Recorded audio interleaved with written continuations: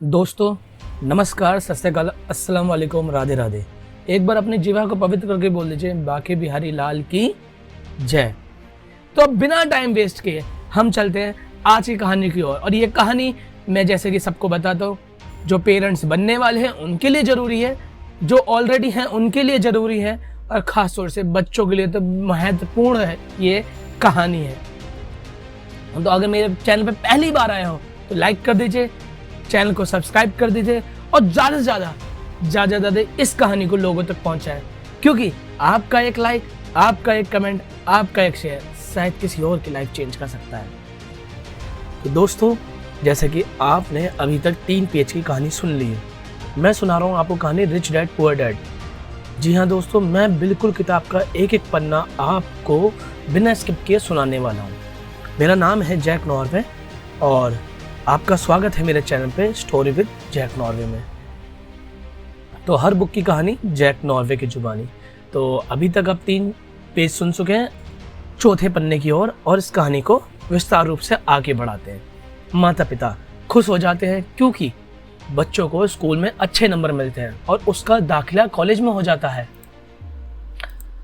बच्चा स्नातक हो जाता है और फिर योजना के अनुसार काम करता है। वह किसी भी आसान और सुरक्षित नौकरी या करियर की तलाश करता है।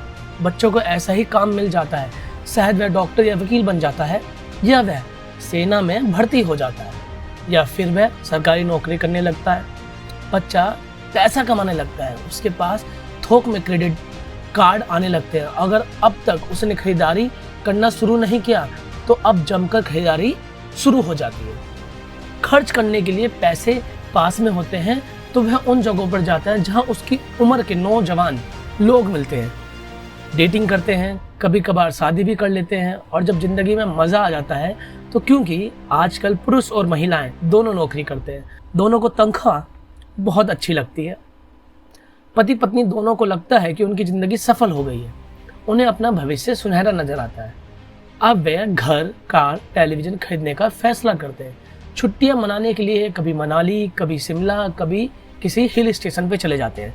फिर उनके बच्चे हो जाते हैं, अब बच्चों के साथ उनके खर्चे भी बढ़ जाते हैं। खुशहाल पति पत्नी सोचते हैं कि ज़्यादा पैसा कमाने के लिए अब उन्हें ज़्यादा मेहनत करनी चाहिए। उनका कैरियर अब उनके लिए पहले से ज़्यादा मायने रखता है। वे अपने काम में ज़्यादा मेहनत करने लगते हैं ताकि उन्हें प्रमोशन मिल जाए, उनकी तनख्वाह बढ़ जाए। तनख्वाह बढ़ जाती है तो फिर साथ ही दूसरा बच्चा पैदा हो जाता है। अब उन्हें एक बड़े घर की जरूरत महसूस होती है। वे नौकरी और भी ज़्यादा मेहनत से करते हैं, बेहतर कर्मचारी बन जाते हैं, बेहतर एम्प्लॉय बन जाते हैं और ज़्यादा मन लगाकर काम करने लगते हैं। ज़्यादा विशेषता हासिल करने के लिए वे एक बार फिर से स्कूल में जाते हैं ताकि वे ज़्यादा पैसा कमा सकें। हो सकता है कि वे दूसरे काम में भी खोज लें। उनकी आमदनी बढ़ जाती है, परंतु उस आमदनी पर उन्हें इनकम टैक्स भी चुकाना पड़ता है। यही नहीं, उन्होंने जो बड़ा घर खरीदा है उस पर भी टैक्स देना होता है। उसके अलावा उन्होंने सामाजिक सुरक्षा पर टैक्स तो चुकाना ही है। इसी तरीके से बहुत सारे टैक्स चुकाते चुकाते उनकी तनख्वाह चुक जाती है। वे अपनी बढ़ी हुई तनख्वाह को लेकर घर आते हैं और हैरान होते हैं, इतना सारा पैसा आखिर कहाँ चला जाता है। भविष्य के लिए बचत के हिसाब से तो वे कुछ भी म्यूचुअल फंड भी खरीद लेते और अपने क्रेडिट कार्ड से घर का किराना खरीदते हैं।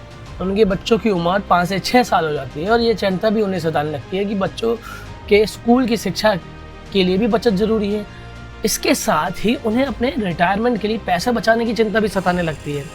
35 साल पहले पैदा हुए खुशहाल दंपति अब अपने जीवन के बाकी दिन चुहा दौड़ में फंस कर बिताते हैं। वे अपनी कंपनी के मालिकों के लिए काम करते हैं, सरकार को टैक्स चुकाने के लिए काम करते हैं, बैंक में अपनी गिरवी संपत्ति तथा क्रेडिट कार्ड के कर्ज चुकाने के लिए काम करते हैं। फिर वे अपने बच्चों को यह सलाह देते हैं कि उन्हें मन लगाकर पढ़ना चाहिए, अच्छे नंबर लाने चाहिए, किसी सुरक्षित नौकरी की तलाश करनी चाहिए।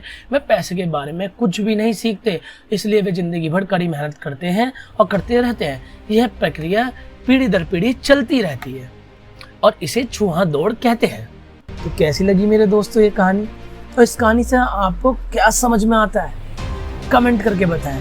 और नेक्स्ट चैप्टर सुनना चाहते हैं तो मेरे चैनल को सब्सक्राइब करें, लाइक करें और ज़्यादा से ज़्यादा लोगों को शेयर करें, क्योंकि हर बुक की कहानी जैक नॉर्वे की जुबानी। और अगर आपको किसी और बुक की शुरुआत करनी है तो वो भी कमेंट में बताएं।